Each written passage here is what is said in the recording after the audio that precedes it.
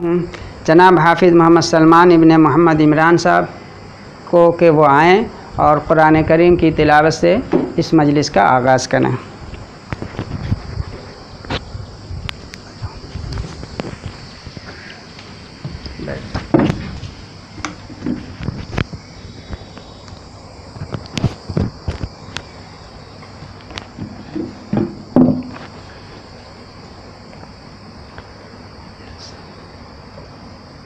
أعوذ بالله من الشيطان الرجيم.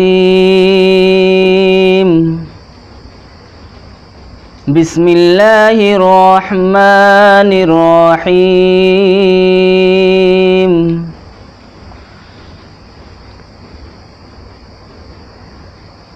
يا أيها الذين آمنوا استعينوا بالصبر والصلاة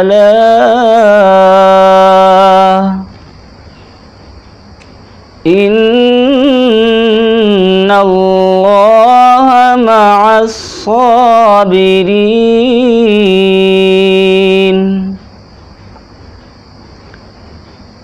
ولا تقولوا لمن يقتل في سبيل الله أموات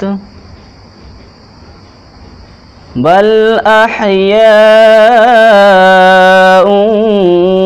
ولكن لا تشعرون.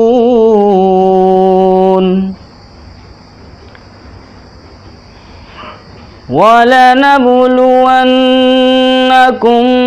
بشيء من الخوف والجوع ونقص من الأموال والأنفس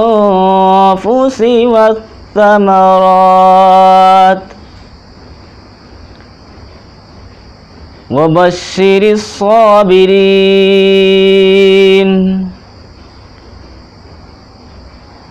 الذين إذا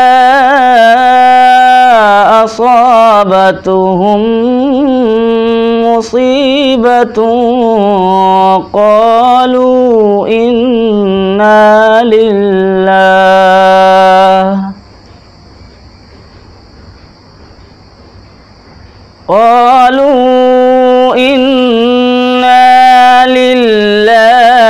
وإنا إليه راجعون.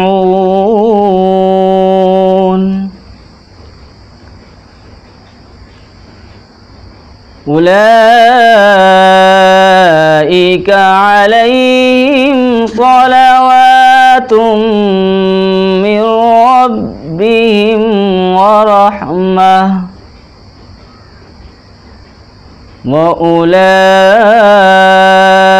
هم المهتدون. صدق الله العظيم.